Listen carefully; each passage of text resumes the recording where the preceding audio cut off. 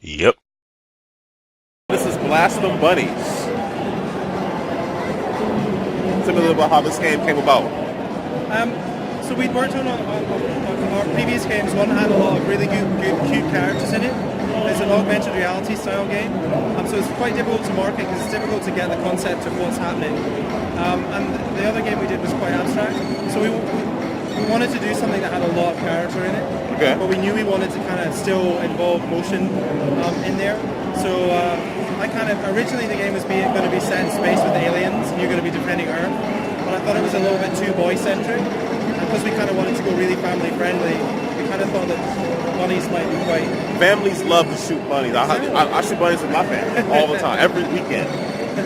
Nah, but I know what you mean. The aliens definitely is like one market, sort of. Yeah. I like the heat-seeking parsnips. Yeah, so we came up with, there's 4 different weapons in the game.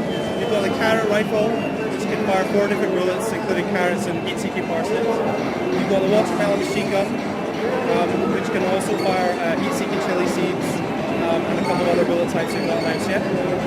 You've got the turnip mortar, and it fires exploding turnips. Really cool pepper bombs, which explode in air and release a cloud of heat-seeking seeds, and bouncing, splitting pumpkin bombs. It's a lot of fun. And as I did not read, if in the upper right, the way you play is you turn and you don't tilt. Yeah, you can use the sticks as well. So if you don't get on with the motion controls, you can turn the analog sticks and on and motion controls. When do you foresee the game being released?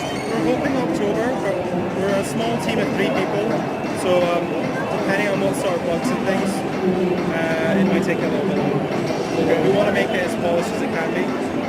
But it was a lot of fun. I picked it up. I was tilting it, but once I was corrected, it felt. It's funny because after the Wii backlash and the pretty much consistent Kinect backlash, motion controls move, but it really is fun. You just turn and hit the R2 button. I think if they're used well, motion controls can really enhance a game. I agree. But I think if you just use them for the sake of it, it can often put people off. Now, I guess the one thing I'm wondering, now on the PS4, you're turning the DualShock 4. Yeah. On the Vita and the 3DS, you'll be turning the actual device. Yeah. And the screen is connected, so how do you compensate? Are you just turning your whole body? Yeah, you can use the stick at the same time though on that platform. So what we find is a really good way of doing it is you use the stick to do big motions, and then you can just use the gyros to just do additional sort of small compensations. Ah, okay. You all thought of everything. Good. I like to see people becoming dizzy. They're spinning around in their living rooms or wherever they're playing their handhelds. So here's the pepper bomb. You don't want somebody playing Em Bunnies on a rooftop and they fall off, and then you all get blamed for it. That's the last thing you want. Are those pumpkins? So this is the pepper bomb. Oh, pepper bomb. Okay. That's a pretty tough boss. How do you switch weapons? So what happens is you use the coins to upgrade your weapon, and you can purchase any of the weapons and have that equipped permanently. And then you switch weapons by hitting power-up boxes. So I'll default back to the carrot rifle in a second once this power-up runs out.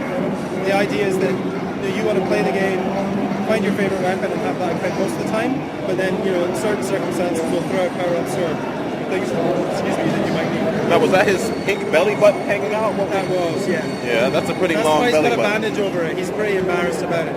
He's like the king hippo of rabbits. So there we go. So it's an endless style shooter, so you'll just keep going. Obviously at the beginning of the game your weapons won't be this upgraded. You'll have to use the coins to purchase upgrades for them and get them this tooled up. That is really fun. Thank you. I look forward to that. We're hoping kind of like about $5 price point. Okay. And then there's going to be additional DLC, so we've kind of got an abandoned highway with a city in the background that might look like a certain zombie TV show. And you can buy zombie skins. We've got a Japanese-style valley with Ninja Bunny skins, and we're hoping to add a couple more, maybe like a Mexican desert city, town rather, and luchador skins. Okay, I look forward to it. It's fun. Thanks.